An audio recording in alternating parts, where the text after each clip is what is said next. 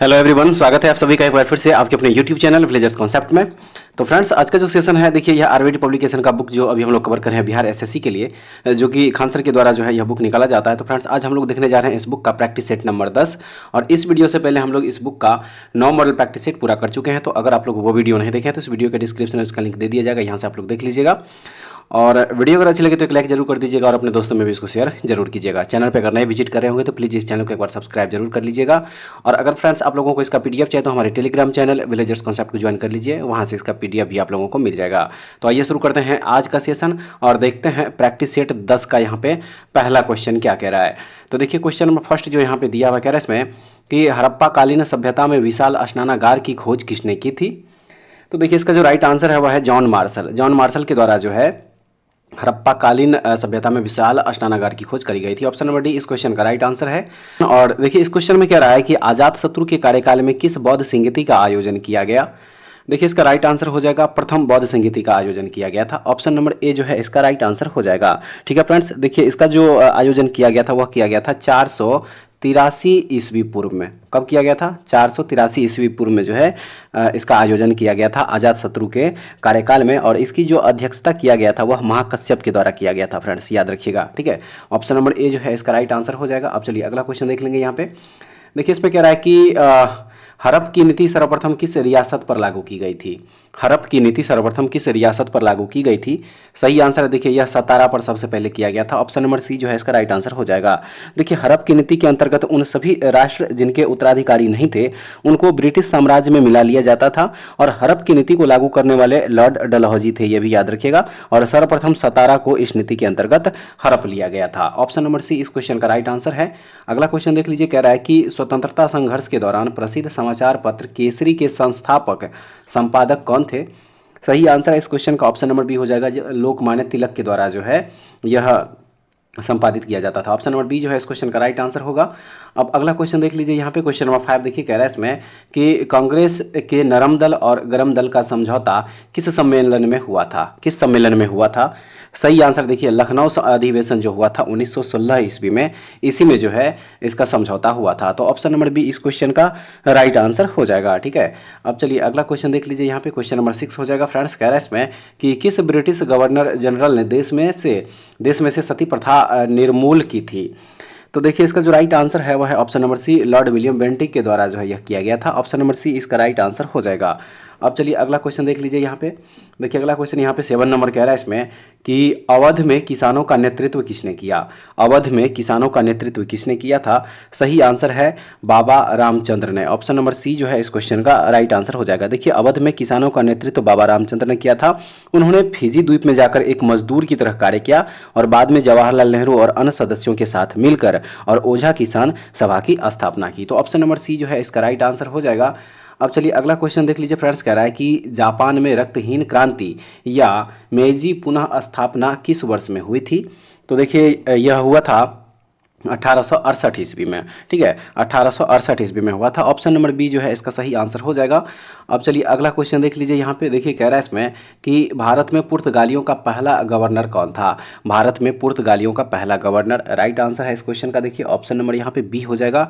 De Almeida जो है देखिए यह भारत में पुर्तगालियों का पहला गवर्नर था। ऑप्शन नंबर बी जो है सही हो जाएगा।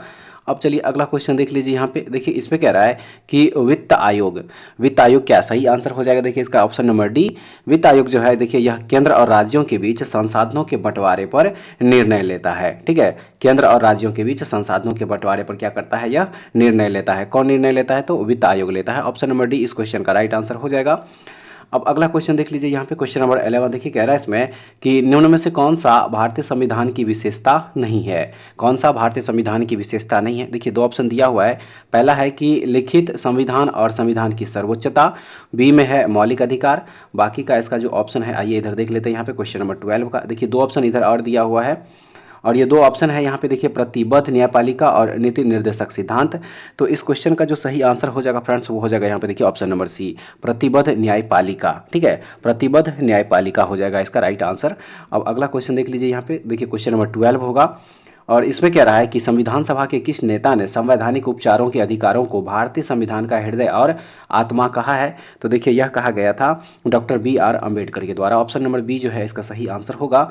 अब अगला क्वेश्चन देख लीजिए, यहाँ पे देखिए कह रहा है इसमें कि राज्यसभा कब भंग की जाती है? सही जवाब इसका क्या होगा? सही आंसर है देखिए इसका ऑप्शन नंबर डी हो जाएगा। राज्यसभा पूर्णतः कभी भंग नहीं होती है।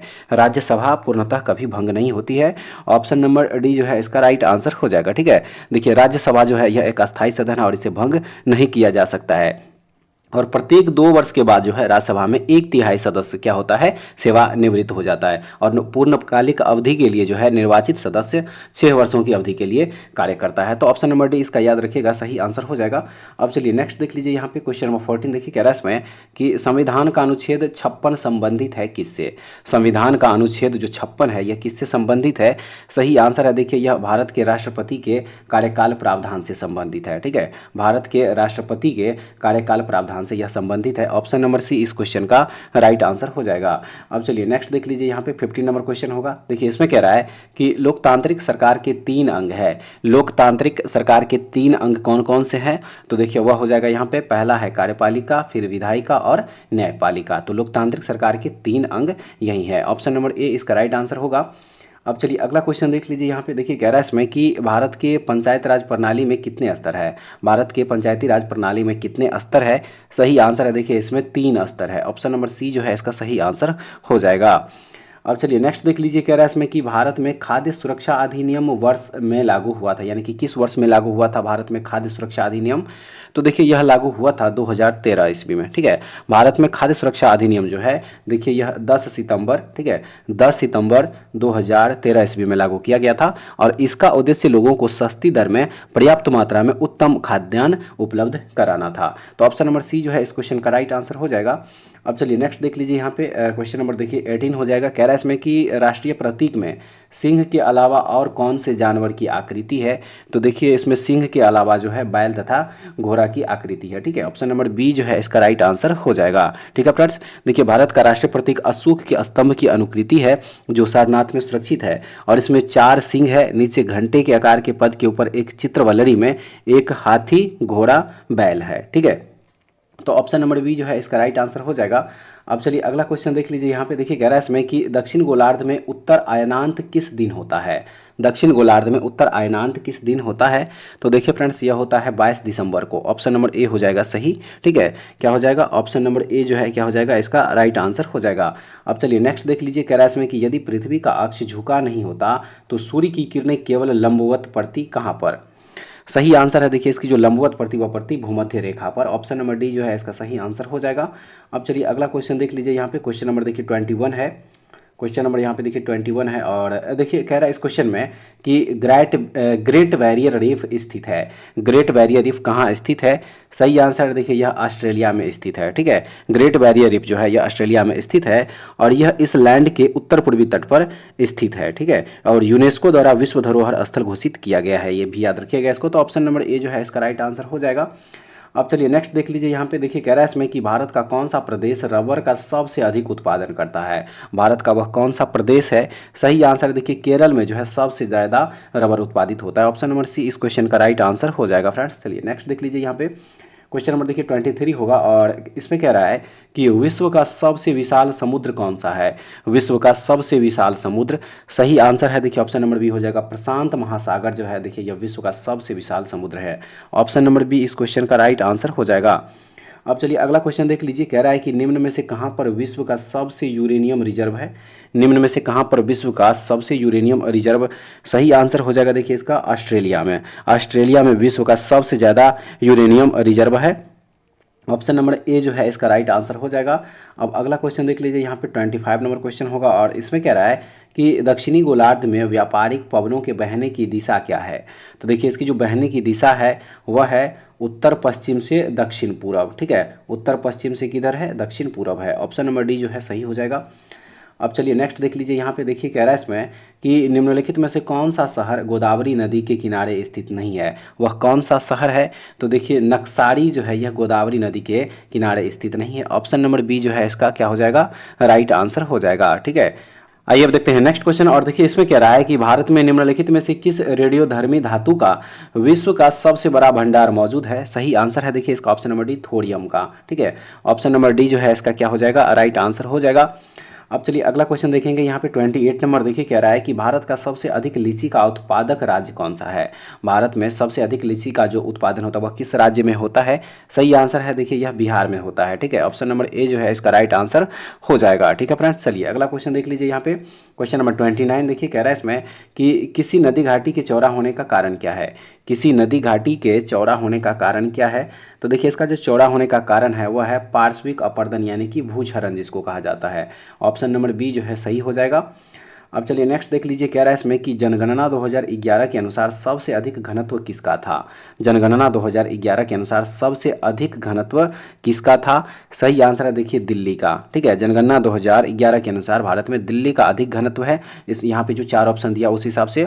और देखिए दिल्ली की जनगणना घनत्व जो है 11,320 प्रति वर्ग किलोमीटर है। फ्रेंड्स याद रखिएगा, ऑप्शन नंबर डी इस क्वेश्चन का राइट आंसर होगा। अब चलिए अगला क्वेश्चन देख लेंगे। यहाँ पे देखिए कह रहा है इसमें कि जीएसटी का कानून लागू करने वाला पहला राज्य कौन सा है। तो देखिए वह पहला राज्य है असम। ऑप्शन नंबर सी हो जाएगा। जीएसटी को लागू करने वाला भारत का पहला राज्य जो है वह असम है। और भारत में 1 जुलाई 2017 को लागू किया गया था। यह कब लागू किया गया था, 1 जुलाई 2017 ईस्वी को जो है जीएसटी लागू किया गया था, याद रखिएगा फ्रेंड्स। अब चलिए अगला क्वेश्चन देख लेंगे। यहाँ पे कह रहा है इसमें भारत ने दार्शनिक मुद्रा प्रणाली किस वर्ष शुरू की थी। भारत ने दार्शनिक मुद्रा प्रणाली किस वर्ष शुरू की थी। सही हो जाएगा देखिए 1957 ईस्वी में। ठीक है, भारत में दार्शनिक मुद्रा प्रणाली की शुरुआत जो है यह वर्ष 1957 ईस्वी में हुई थी। और देखिए यह एक ऐसी मुद्रा है जिसमें विभिन्न मानों की मुद्राएं किसी मानक एकक के सापेक्ष 10 गुनी और दशम अंशों में होती है। तो ऑप्शन नंबर सी इस क्वेश्चन का राइट आंसर होगा। अब आइए अगला क्वेश्चन देख लीजिए। कह रहा है इसमें कि कर्नाटक संगीत में आलापना हिंदुस्तानी शास्त्रीय संगीत के समान होता है। सही हो जाएगा देखिए इसका ऑप्शन नंबर सी हो जाएगा आलाप। ऑप्शन नंबर सी होगा। अगला क्वेश्चन है कि अधिकारों का आदर्शवादी सिद्धांत मनुष्य के क्या होगा। सही हो जाएगा देखिए नैतिक विकास पर बल देता है। अधिकारों का आदर्शवादी सिद्धांत मनुष्य के नैतिक विकास पर बल देता है। ऑप्शन नंबर डी इसका सही आंसर होगा। अब चलिए अगला क्वेश्चन देख लीजिए। यहाँ पे क्वेश्चन नंबर 35 हो जाएगा। और देखिए क्वेश्चन नंबर 35 में यहाँ पे कह रहा है कि अंतर्राष्ट्रीय योग दिवस कब मनाया जाता है। अंतर्राष्ट्रीय योग दिवस सही आंसर है देखिए यह मनाया जाता है 21 जून को। ठीक है, 21 जून को जो है अंतर्राष्ट्रीय योग दिवस मनाया जाता है। ऑप्शन नंबर डी इस क्वेश्चन का राइट आंसर हो जाएगा। अब चलिए अगला क्वेश्चन देख लीजिए। यहाँ पे देखिए कह रहा है इसमें कि बिरजू महाराज किसके एक प्रसिद्ध प्रतिपादक हैं। बिरजू महाराज किसके एक प्रसिद्ध प्रतिपादक है। सही आंसर है देखिए यह कथक नृत्य के जो है एक प्रसिद्ध प्रतिपादक है। ऑप्शन नंबर ए इसका राइट आंसर हो जाएगा। आइए अब देखते हैं नेक्स्ट क्वेश्चन। और इसमें कह रहा है कि जीवों की आकृति एवं संरचना का अध्ययन क्या कहलाता है। देखिए इसका राइट आंसर हो जाएगा ऑप्शन नंबर यहाँ पे बी हो जाएगा आकारिकी। ठीक है, क्या कहलाता है, आकारिकी कहलाता है, जिसको कि आप मॉर्फोलॉजी भी बोलते हैं। ठीक है, इसको मॉर्फोलॉजी भी कहा जाता है, याद रखिएगा फ्रेंड्स। ठीक है, चलिए अब अगला क्वेश्चन देख लीजिए। यहाँ पे 38 नंबर क्वेश्चन होगा। और इसमें कह रहा है कि एक कोशिकीय यूकैरियोटिक सूक्ष्म जीव को दिया गया नाम बताएं। तो देखिए इसका जो राइट आंसर होगा वो होगा यहाँ पे प्रोटिस्टा। क्या हो जाएगा, प्रोटिस्टा हो जाएगा। ठीक है, ऑप्शन नंबर बी होगा। अगला क्वेश्चन कह रहा है कि भोजन का पाचन सामान्य रूप से कहाँ होता है, कहाँ में होता है। भोजन का पाचन सामान्य रूप से कहाँ में होता है। सही आंसर है देखिए ऑप्शन नंबर सी हो जाएगा छोटी आंत में जो है देखिए भोजन का पाचन सामान्य रूप से होता है। ऑप्शन नंबर सी जो है इसका राइट आंसर होगा। अब अगला क्वेश्चन देख लीजिए। यहाँ पे कह रहा है इसमें कि उभयचरों में श्वसन की विधि होती है। उभयचरों में श्वसन की विधि होती है किससे। सही हो जाएगा देखिए उपर्युक्त सभी यानी कि मुख से, फुफ्फुस से, त्वचा से। ऑप्शन नंबर डी इस क्वेश्चन का राइट आंसर हो जाएगा। देखिए उभयचर जीवन में जो है जल्दी सांस लेने के लिए गलफड़ों का उपयोग करते हैं और अपने वयस्क जीवन में आदिम फेफड़ों का विकास करते हैं। इसके अलावा वे अपनी त्वचा के माध्यम से सांस लेने में सक्षम है। तो उपर्युक्त सभी यानी कि ऑप्शन नंबर डी जो है इसका राइट आंसर हो जाएगा। अब अगला क्वेश्चन देख लीजिए। कह रहा है कि रक्त समूह प्रणाली की खोज किसने की थी। रक्त समूह प्रणाली की खोज किसने की थी। देखिए इसका जो सही आंसर हो जाएगा फ्रेंड्स वो हो जाएगा यहाँ पे option number D Karl Landsteiner के द्वारा जो है रक्त समूह प्रणाली की खोज करी गई थी। ऑप्शन नंबर डी इस क्वेश्चन का राइट आंसर होगा। अब चलिए अगला क्वेश्चन देख लीजिए। यहाँ पे कह रहा है कि निम्न में से कौन सा अंग मनुष्य के मादा प्रजनन से संबंधित नहीं है। निम्न में से कौन सा अंग मनुष्य के मादा प्रजनन से संबंधित नहीं है। तो देखिए वह हो जाएगा यहाँ पे शुक्रवाहिका। ठीक है, ऑप्शन नंबर सी इसका राइट आंसर हो जाएगा। अब चलिए अगला क्वेश्चन देख लीजिए। यहाँ पे 43 नंबर कह रहा है इसमें श्वसन तंत्र से संबंधित विभिन्न रोग किस प्रकार के प्रदूषण के कारण होते हैं। किस प्रकार के प्रदूषण के कारण होते हैं? तो देखिए यह होता है फ्रेंड्स, याद रखिएगा, वायु प्रदूषण के कारण। ऑप्शन नंबर ए जो है सही हो जाएगा। अब अगला क्वेश्चन देख लीजिए, कह रहा है इसमें कि पेनिसिलिन के जैव प्रतिरोधी गुणधर्मों की खोज की गई थी किसके द्वारा? सही आंसर है देखिए, यह खोज किया गया था अलेक्जेंडर फ्लेमिंग के द्वारा। ऑप्शन नंबर सी जो है सही हो जाएगा। अब अगला क्वेश्चन देख लीजिए, जर की कोशिका में उपस्थित लवक को कहते हैं। जर की कोशिका में उपस्थित लवक को क्या कहा जाता है? तो देखिए उसे कहा जाता है ल्यूकोप्लास्ट। ऑप्शन नंबर बी जो है सही हो जाएगा। ठीक है, अब अगला क्वेश्चन देख लीजिए, कह रहा है कि मछली से प्राप्त कॉड यकृत तेल इसमें समृद्ध होता है। इसमें समृद्ध होता है, सही आंसर देखिए इसका ऑप्शन नंबर बी हो जाएगा, विटामिन ए और विटामिन डी। ठीक है, कॉड लिवर ऑयल का उपयोग जो है विटामिन ए और विटामिन डी के स्रोत के रूप में किया जाता है। तो ऑप्शन नंबर बी इस क्वेश्चन का राइट आंसर होगा। अब आइए अगला क्वेश्चन देख लीजिए, कह रहा है इसमें आहार श्रृंखला में मौजूद मेढक, टिड्डा, घास और सांप में यदि घास प्रथम पोषी स्तर पर है तो तृतीय पोषी स्तर पर इनमें से कौन होगा? सही आंसर देखिए तृतीय पोषी स्तर पर इसमें मेंढक होगा। ऑप्शन नंबर ए जो है इसका राइट आंसर हो जाएगा। ठीक है, चलिए अब अगला क्वेश्चन देख लीजिए, यहाँ पे 48 नंबर, और इसमें कह रहा है कि दूध की सघनता मापने के लिए प्रयुक्त एक उपकरण इनमें से कौन सा है? तो देखिए वो उपकरण है लैक्टोमीटर। ऑप्शन नंबर बी इसका सही आंसर होगा। अब चलिए अगला क्वेश्चन देख लीजिए, यहाँ पे क्वेश्चन नंबर हो जाएगा 49। क्वेश्चन नंबर यहाँ पे देखिए 49 हो जाएगा, और देखिए इसमें कह रहा है कि एक वस्तु का सीधी रेखा में 40 मीटर पर सेकंड के वेग से चलते हुए त्वरण 4 मीटर पर सेकंड स्क्वायर से बढ़ता है, और उस वस्तु की 10 सेकंड के बाद गति क्या होगी? सही आंसर हो जाएगा देखिए इसका ऑप्शन नंबर डी हो जाएगा। 10 सेकंड के बाद उसकी जो गति हो जाएगी वो हो जाएगी 80 मीटर पर सेकंड। Option number D. आइए अब अगला क्वेश्चन देख लीजिए, यहाँ पे कह रहा है इसमें देखिए खाली जगह दिया हुआ कह रहा है का प्रयोग, यानी कि खाली जगह दिया हुआ कह रहा है कि प्रयोग हवा के बल और वेग मापने के लिए किया जाता है। तो देखिए सही आंसर हो जाएगा इसका ऑप्शन नंबर यहाँ पे डी। देखिए एनीमोमीटर यहाँ पे हो जाएगा। ठीक है, यहाँ पे क्या हो जाएगा? एनीमोमीटर हो जाएगा। एनीमोमीटर का प्रयोग जो है वह हवा के बल और वेग मापने के लिए किया जाता है। तो ऑप्शन नंबर डी इसका राइट आंसर होगा। अब चलिए अगला क्वेश्चन देख लेंगे, यहाँ पे देखिए इस पे कह रहा है कि यदि किसी वस्तु का वेग 2 गुना कर दिया जाए तो उसकी गतिज ऊर्जा क्या होगी? यदि किसी वस्तु का वेग 2 गुना कर दिया जाए तो उसकी गतिज ऊर्जा क्या होगी? सही आंसर देखिए उसकी जो गतिज ऊर्जा है वह 4 गुनी हो जाएगी। ऑप्शन नंबर बी इसका सही आंसर होगा। अब चलिए अगला क्वेश्चन देखते हैं, मानव के लिए श्रव्य आवृत्ति की परास जो है वह कितना है? सही आंसर है इसका ऑप्शन नंबर डी हो जाएगा। देखिए 20 से लेके 20,000 हर्ट्ज तक इसके जो बीच में है यही मानव के लिए श्रव्य आवृत्ति की परास है। ठीक है, ऑप्शन नंबर डी इसका राइट आंसर होगा। अब अगला क्वेश्चन देख लीजिए, कह रहा है इसमें गहरे सागर में गोताखोर इसलिए विशिष्ट सूट पहनते हैं। सही आंसर है देखिए इसका ऑप्शन नंबर ए, समुद्र के उच्च दाब से बचने के लिए गहरे सागर में गोताखोर इसलिए विशिष्ट सूट पहनते हैं क्योंकि समुद्र के उच्च दाब से बचने के लिए। ऑप्शन नंबर ए जो है इसका सही आंसर हो जाएगा। अब आइए अगला क्वेश्चन देखिए, इसमें कह रहा है कि प्रकाश वर्ष इसकी इकाई है, यानी कि प्रकाश वर्ष किसकी इकाई है? तो देखिए प्रकाश वर्ष जो है यह दूरी की इकाई होती है। ऑप्शन नंबर बी इस क्वेश्चन का राइट आंसर हो जाएगा। ठीक है फ्रेंड्स, चलिए अगला क्वेश्चन देख लीजिए, कह रहा है कि प्रकाश कणों से मिलकर क्या बनाता है? प्रकाश कणों से मिलकर क्या बनाता है? सही आंसर है देखिए यह कणिका बनाता है। ऑप्शन नंबर सी जो है इसका राइट आंसर हो जाएगा। देखिए प्रकाश छोटे छोटे कणों से मिलकर बना होता है और इन कणों को कणिकाएं कहते हैं, और कणिकाएं आकार में बहुत ही सूक्ष्म होती है और इसका कोई द्रव्यमान नहीं होता है, ये भी याद रखिएगा। तो ऑप्शन नंबर सी इस क्वेश्चन का राइट आंसर हो जाएगा। अब चलिए अगला क्वेश्चन देखते हैं, यहाँ पे कह रहा है कि एक लंबी और सीधी सोलेनॉइड जिसमें वैद्युत प्रवाह हो रहा हो तो सोलेनॉइड ये भीतर चुंबकीय क्षेत्र क्या होगा? तो देखिए सही आंसर हो जाएगा 56 का ऑप्शन नंबर बी, कि उसके सिरों की तरफ घटती है। उसके सिरों की तरफ क्या होती है? घटती है। तो ऑप्शन नंबर बी जो है इसका सही आंसर हो जाएगा। अब चलिए अगला क्वेश्चन देख लीजिए, कह रहा है इसमें कि सही विकल्प का चयन कीजिए। ठीक है, कह रहा है सही विकल्प का चयन कीजिए, यानी कि ऑक्सीजन अगर जलाना हो तो फिर कार्बन डाइऑक्साइड का यहाँ पे क्या होगा? तो देखिए फ्रेंड्स इसका जो सही आंसर है वह यहाँ पे ऑप्शन नंबर सी हो जाएगा, कार्बन डाइऑक्साइड जो है क्या होगा यहाँ पे बुझाना होगा। ऑप्शन नंबर सी इसका राइट आंसर हो जाएगा। अब चलिए अगला क्वेश्चन देख लीजिए, यहाँ पे 58 नंबर देखिए, इस पे कह रहा है कि सहसंयोजक अणु का एक उदाहरण है। सहसंयोजक अणु का एक उदाहरण है, सही आंसर है यहाँ पे carbon tetrachloride. Option number C इसका राइट आंसर होगा। आइए अब देखते हैं नेक्स्ट क्वेश्चन, और देखिए इसमें कह रहा है कि एक परमाणु के नाभिक में सम्मिलित है। एक परमाणु के नाभिक में सम्मिलित है, सही आंसर है देखिए परमाणु के नाभिक में जो है न्यूट्रॉन और प्रोटॉन रहता है। ऑप्शन नंबर सी जो है इसका राइट आंसर हो जाएगा।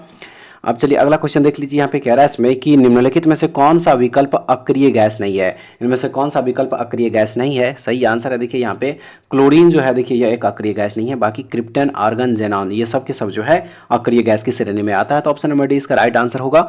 अगला क्वेश्चन है कि निम्नलिखित में से कौन सा सामान्य नमक का स्रोत है?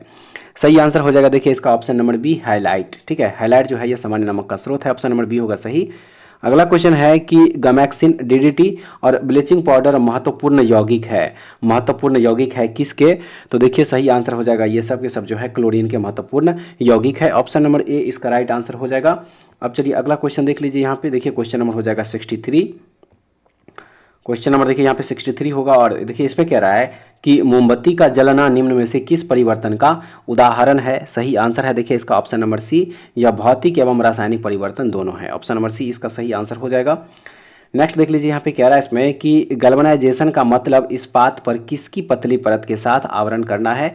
सही हो जाएगा देखिए यह जस्ता का परत चढ़ाना पड़ता है इसमें। ऑप्शन नंबर बी जो है सही हो जाएगा। अगला क्वेश्चन कह रहा है इसमें कि ब्यूटेन तथा आइसोब्यूटेन क्या है? ब्यूटेन तथा आइसोब्यूटेन क्या है? सही हो जाएगा देखिए यह समावयव है। ऑप्शन नंबर बी जो है सही हो जाएगा। अगला क्वेश्चन देखेंगे यहाँ पे। देखिए इसमें कह रहा है कि संक्षेपण बहुलक यानी कि कंडेंसेशन पॉलीमर का उदाहरण इनमें से कौन सा है? तो देखिए वह हो जाएगा यहाँ पे टेरिलीन। ऑप्शन नंबर बी जो है सही हो जाएगा। अब चलिए अगला क्वेश्चन देख लेंगे यहाँ पे। देखिए इसमें कह रहा है कि बंकिम चंद्र चटर्जी के आनंद मठ में किस विद्रोह का उल्लेख है? तो देखिए इसमें जो है सन्यासी विद्रोह का उल्लेख किया गया है। ऑप्शन नंबर ए इसका सही आंसर होगा। अब चलिए अगला क्वेश्चन देख लीजिए यहाँ पे 68 नंबर फ्रेंड्स कह रहा है इसमें मगध विश्वविद्यालय कहाँ स्थित है? मगध विश्वविद्यालय कहाँ स्थित है? तो देखिए यह स्थित है बोध गया में। ऑप्शन नंबर बी इसका सही आंसर होगा।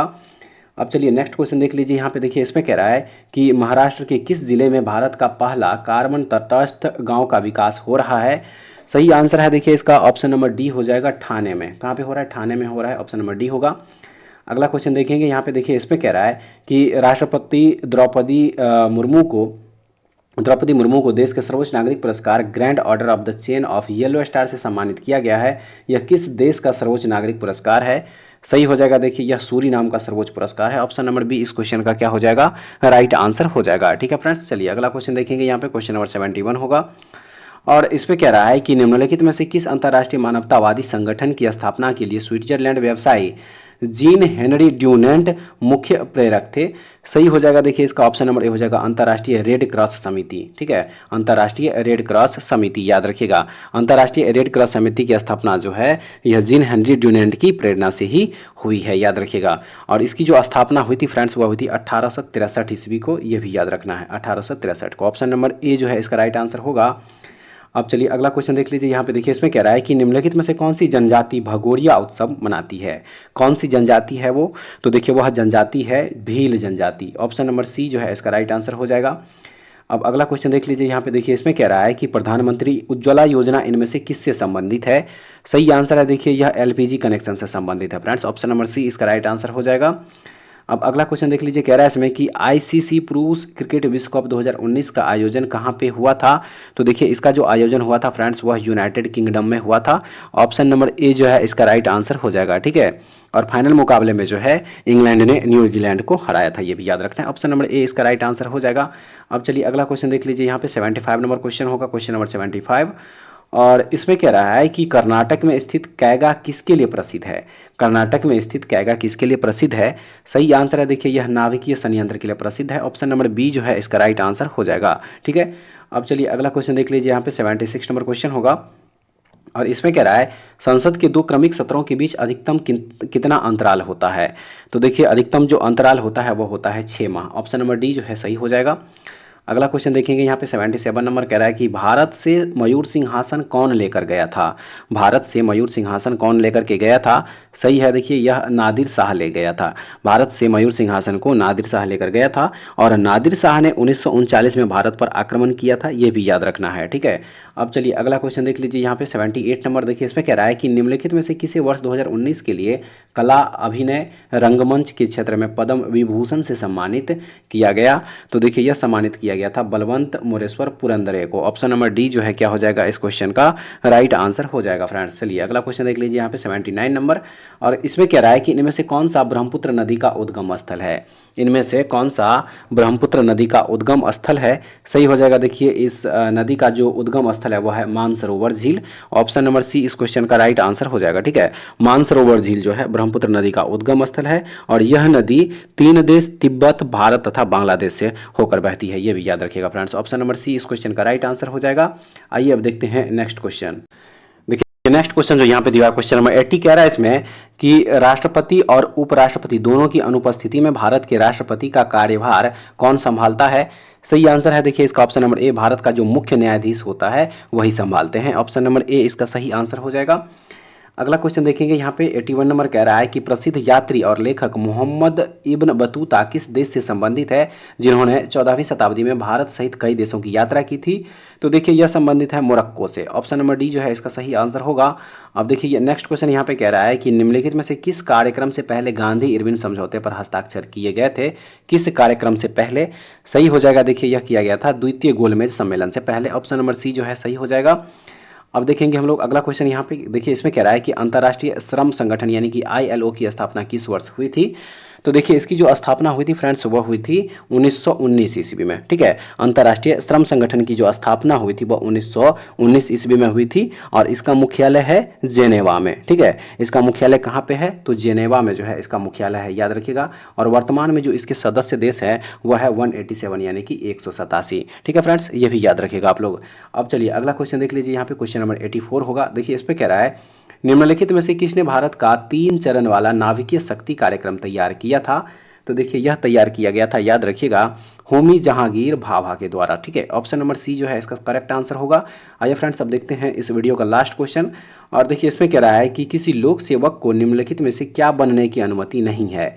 तो देखिए इसका जो सही आंसर है वह यहाँ पे ऑप्शन नंबर बी हो जाएगा, सांसद। ठीक है, किसी लोक सेवक को निम्नलिखित में से क्या बनने की अनुमति नहीं है। तो देखिए इनको जो है सांसद बनने की अनुमति नहीं है। ऑप्शन नंबर बी इस क्वेश्चन का राइट आंसर हो जाएगा।